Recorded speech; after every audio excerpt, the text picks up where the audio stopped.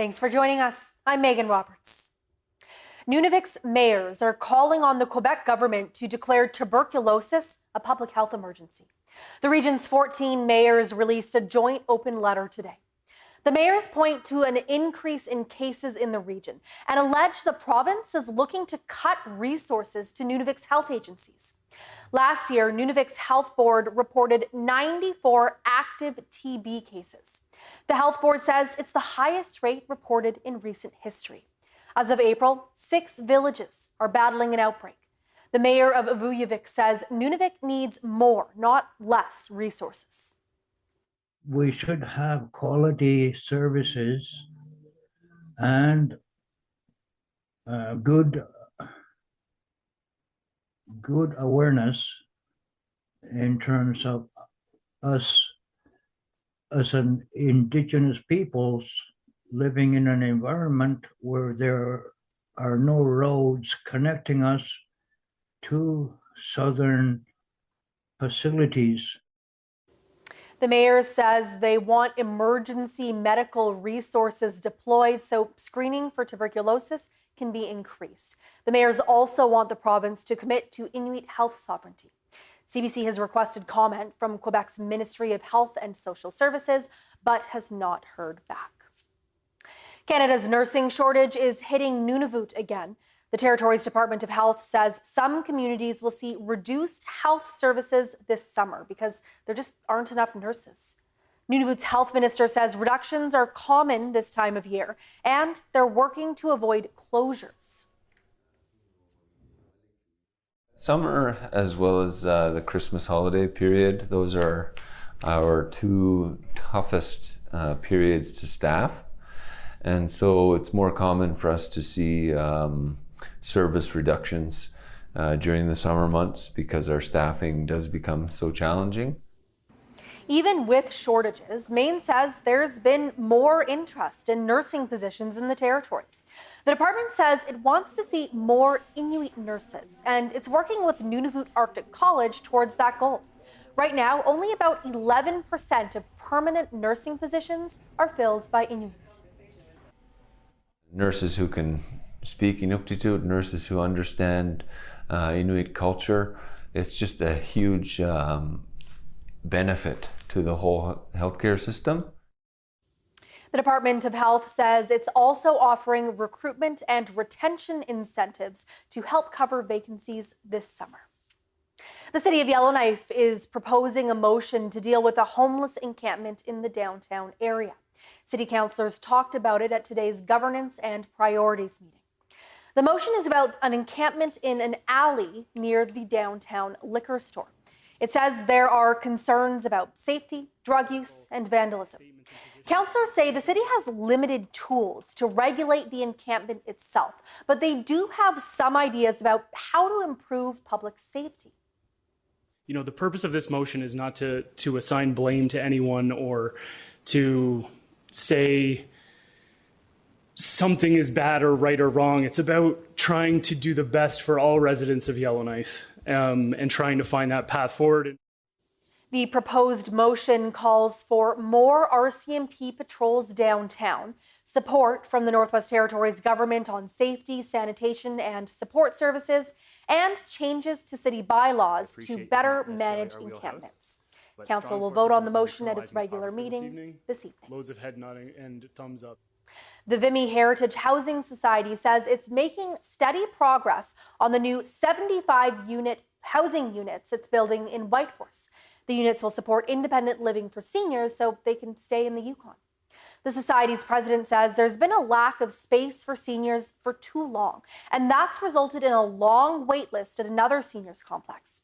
The project is still in the financing phase, but the Society says it'll be worth the wait.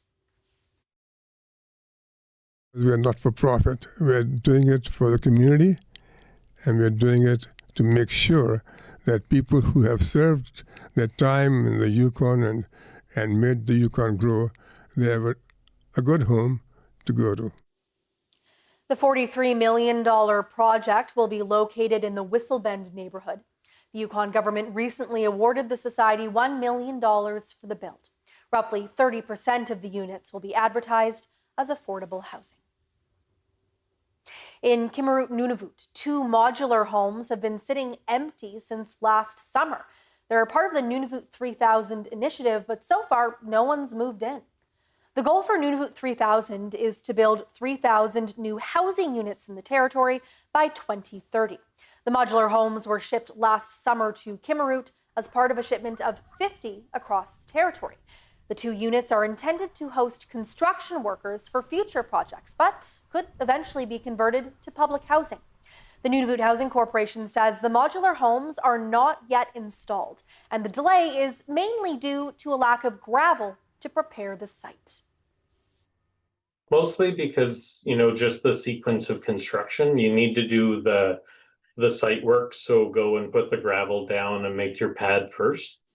Another 54 modular homes are expected to arrive in Nunavut this year. 49 of them will be designated public housing. In the Yukon, a nonprofit is noticing a rise in food insecurity. The Food Bank Society of the Yukon says this is usually the time of year when fewer people need emergency food. But the nonprofit says last month it saw an unexpected increase. In May, 330 more people visited compared to April. That increase was concentrated in Whitehorse and Watson Lake, but the Food Bank is reporting a steady increase in all Yukon communities. Yeah, we're in a food security crisis right now. So rents are increasing, housing is becoming less affordable, grocery prices are going up and up and up, and wages are not able to keep up and able to keep pace. So we see that reflected back in the amount of people that are accessing emergency food. The food bank in Whitehorse is open for pickup on Tuesdays and Thursdays, and it's also open Wednesdays for clients with children. Residents of rural Yukon communities can sign up to receive monthly food hampers. One of the NWT's diamond mines is looking to renew its water license. Public hearings about Divik's application to do just that start tomorrow in Betchacon. They're set to last 3 days.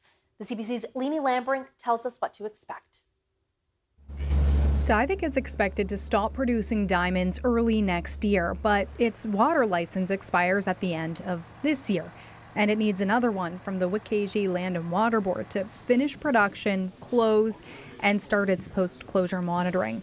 4 First Nations will make presentations and have the opportunity to ask questions about the license at this week's hearing.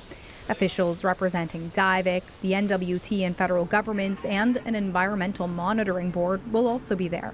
The hearings are about giving Divik a water license, basically allowing it to operate for another 10 years.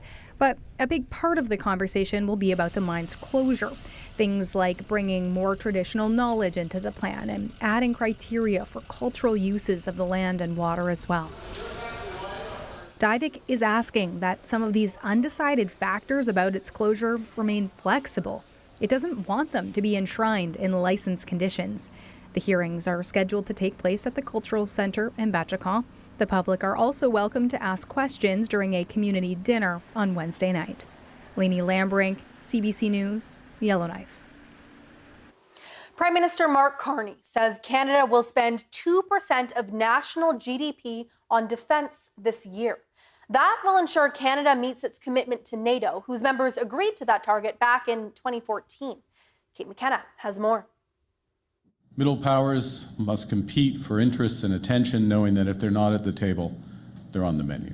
Prime Minister Mark Carney says the Canadian military is entering a new era as U.S. dominance on the world stage fades. The United States is beginning to monetize its hegemony, charging for access to its markets and reducing its relative contribution to our collective security.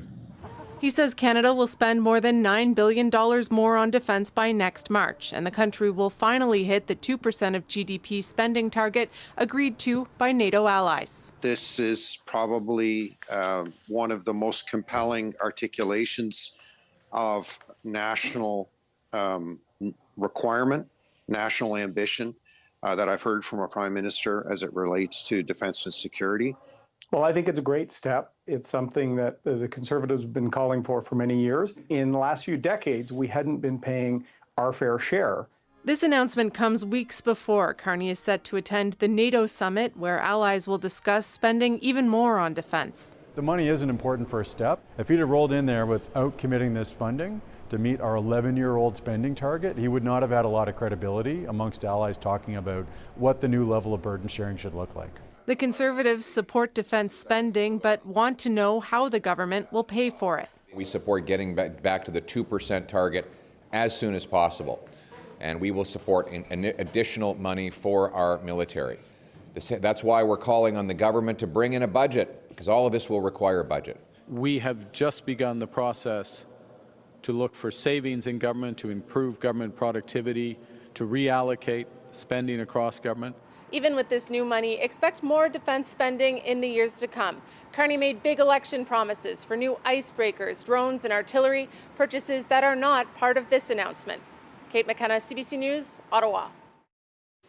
Some of the world's biggest streaming companies are in a federal court of appeal fighting a CRTC order. It stipulates those companies must pay 5% of their annual Canadian revenue towards producing Canadian content. Scott Peterson takes us through the case and tells us what's at stake. Some of the largest companies that we know about: Apple, Amazon, Spotify, Paramount, Netflix, and they're pushing back against a variety of arguments as they have in the past. For example, the big streamers saying that they're challenging the legality of this demand by the CRTC, also challenging the authority of the CRTC, and even how the CRTC defines what Canadian content is. Now, the CRTC has been trying to overhaul its broadcasting ruling since 2023 to sort of include these big streamers that have come into the Canadian broadcast environment without providing any Canadian content or contributing towards that content. So what the CRTC wants is them to contribute about $1.25 million per year. The CRTC believes this will add up to about a $200 million pool that they can then fund Canadian programming, Canadian broadcasting, and Canadian content for that matter as well. Now, traditional news and broadcast outlets have long petitioned for this, saying that why should they be subject to these Canadian content rules and funding if the big streaming giants that carry some of the signals do not. So that is why they're getting pressure there. In December, a court of appeal ruled that these streaming giants do not have to pay this money for now until the appeals process is completed. But there's another wrinkle to this as well, and that is the presidency of U.S. President Donald Trump, and this might be seen by the broadcasters down there as a sort of tariff if it does come into place. So we'll see if that is yet another wrinkle to the increasing trade friction between Canada and the U.S. But in a courtroom today, some of the largest streaming giants facing off against the CRTC. Scott Peterson, CBC News, Toronto. This astonishing world, with its infinite possibilities, calls to the world shapers, impact makers, visioneers. Together, let's unlock potential everywhere. New year, new school, new uniform. High school was a chance at reinvention, a whole new me. Who to join? Jocks? Nerds? This was life or death. Take a risk. Life's short. Don't waste it living someone else's life. Just live your own. Sometimes you find yourself in the right place at the right time. And if you're there with the right people, well, it doesn't get any better than that.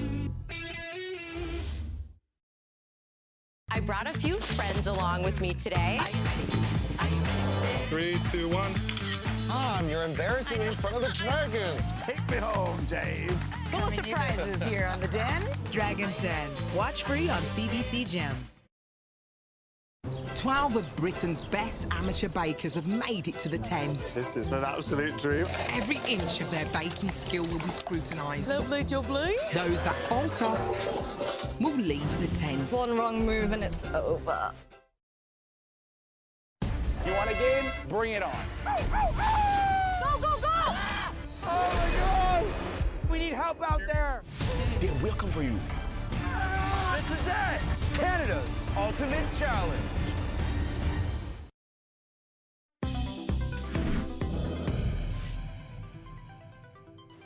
The Iqaluit Fire Department is investigating after a fire in the city last week. The fire broke out just after 7 p.m. on Friday at a multi-unit residence. Firefighters contained the flames to a second-floor apartment. It was brought under control quickly. There were no injuries, and residents of the surrounding units returned to their homes once the scene was cleared. The town of Fort Smith is cracking down on reckless dirt bike riding in the community. That includes handing out fines and confiscating bikes. Officials say it's about safety, not punishment, but some parents say it's gone too far. Carla Ulrich has the story. The town of Fort Smith says riders must wear helmets, carry insurance, and have a license if they want to ride an off-road vehicle. If they don't, they're breaking the law. These rules aren't new, but they are newly enforced. And some parents say it's too sudden and punishes kids who ride as part of a local lifestyle. I think the kids need to be informed of what the consequences are and what they could be, because they're two very real things. But I think the municipality needs to understand that it is a culture and lifestyle in this community for the people to access trails. I think that if we can find a resolution of a common ground of respect for everybody, that things could probably move forward in a more harmonious way.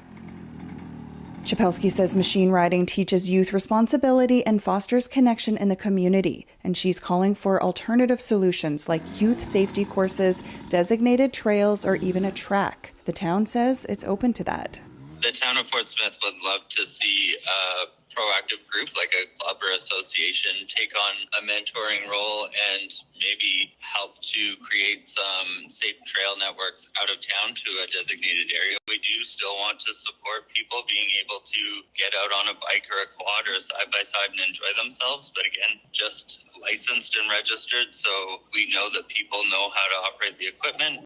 McNabb says the new law enforcement was prompted by growing public complaints. He says there's been a rise in unsafe riding and near misses. McNabb says the law exists to keep residents safe. Carla Ulrich, CBC News, Fort Smith.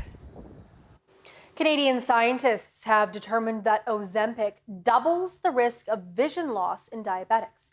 Christine Birak has more on what the researchers found.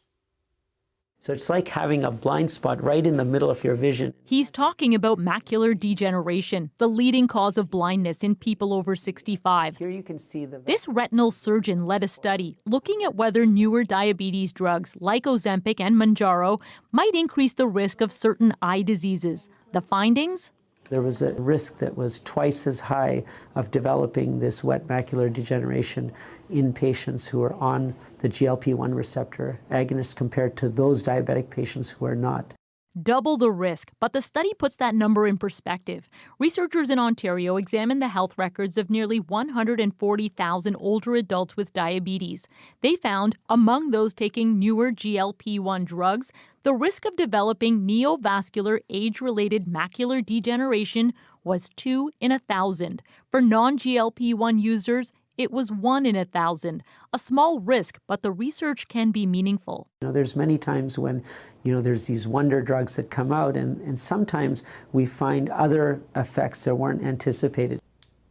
Doctors all agree the health benefits of GLP-1 drugs for obesity and diabetes patients outweigh the risks. These medicines are powerful and very, very effective tools, but any tool used incorrectly or badly with inappropriate care can cause harm. Nobody wants to have their vision affected. Rick Rangelbraun uses Ozempic to manage his diabetes. Every medication, there's side effects, and you have to be careful and watch for them and then bring them to the attention of your doctor. While the risk is small, some doctors say they may now think twice about prescribing GLP-1s to diabetes patients with pre-existing eye disease, or advise them beforehand. If there's any change in your vision, get checked immediately. Christine Birak, CBC News, Toronto.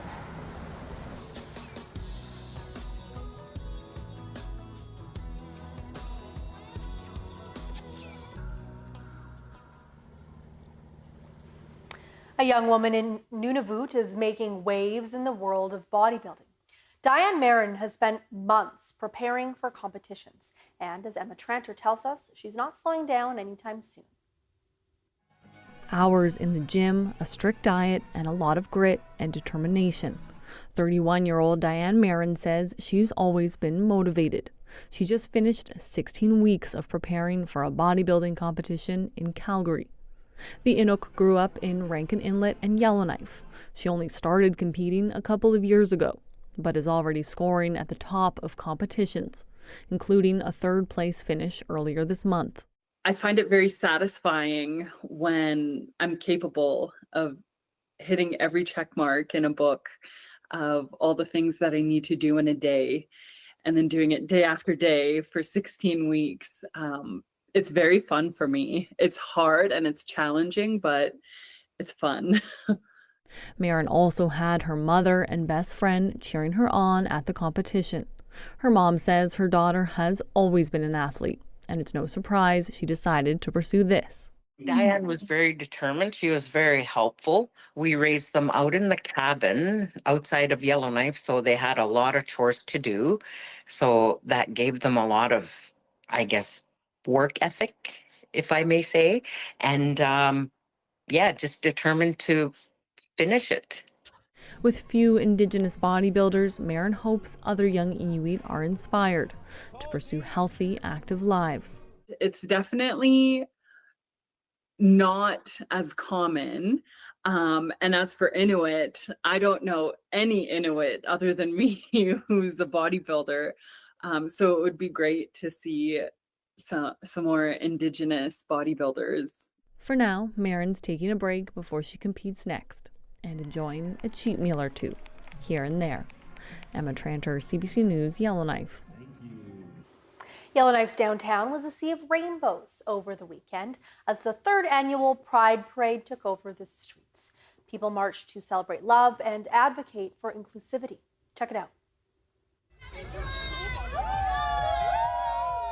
My name's Archie. I am the Yellowknife Community Programming Coordinator at Northern Mosaic Network, so I do a lot of the organizing for Pride in town.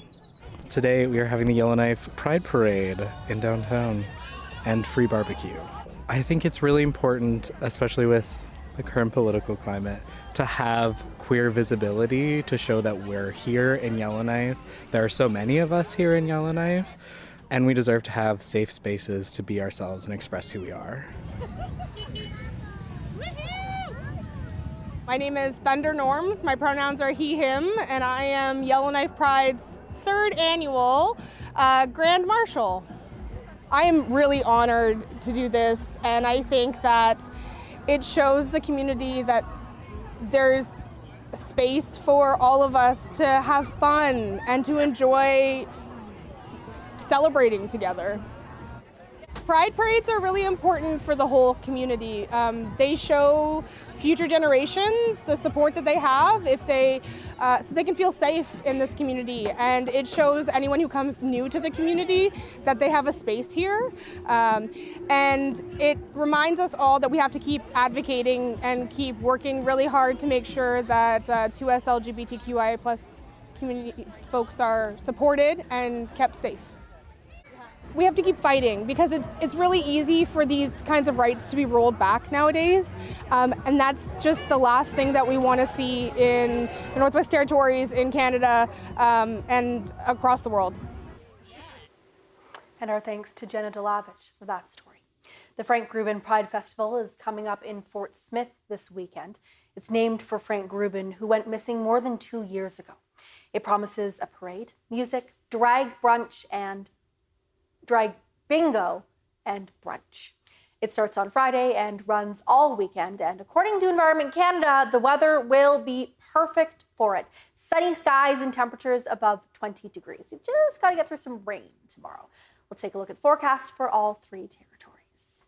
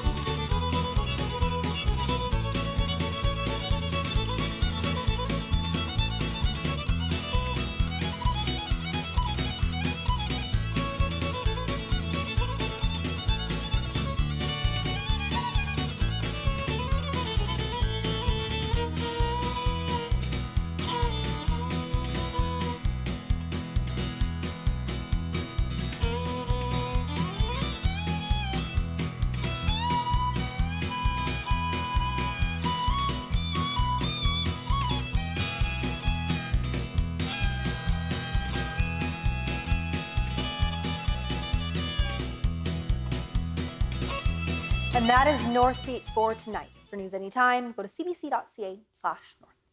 We leave you with a look at Arts in the Park in Whitehorse. It's a lively lunch hour of Yukon music held every day. It opened for the season last week, and today it kicked off with some square dancing. Thank you for watching.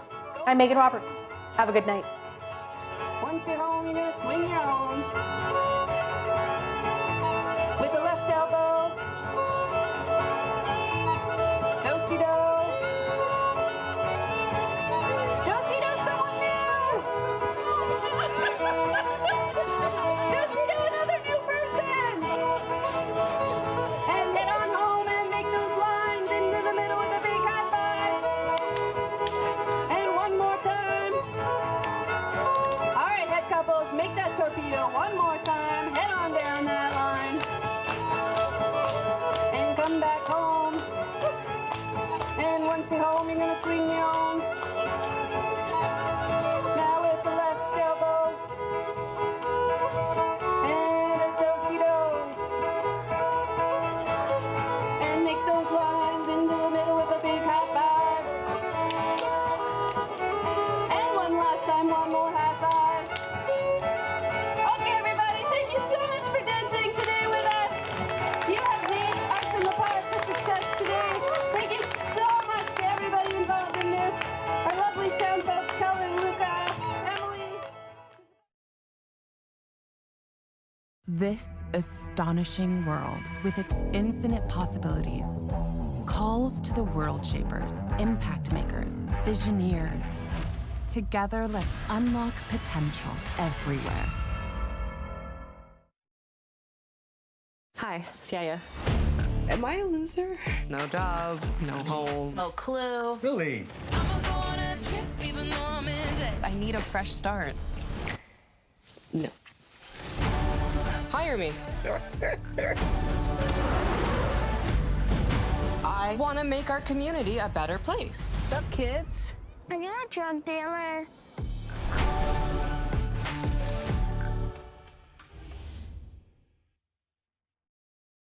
12 of Britain's best amateur bakers have made it to the tent. Lovely jubbly. Every inch of their baking skill will be scrutinised. One wrong move and it's over. Hey, Dad. I thought you moved into the basement apartment. I did. Something wrong with your fridge? No. You must love the independence, do you? Huh? Forget it. From Prince George, British Columbia, Delta Dawn, no question the favorite.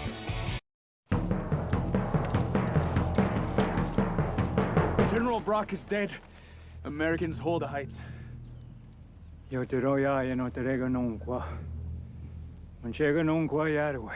are but 100 men. They are thousands. Sawadis. Our future was determined by our oath, not the Americans. This land does not belong to them.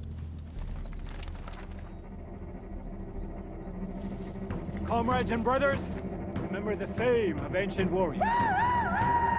Let not their numbers frighten you. I know in my heart, before the sun falls behind these hills, our enemy will have fallen before you. Well, what can we hold them?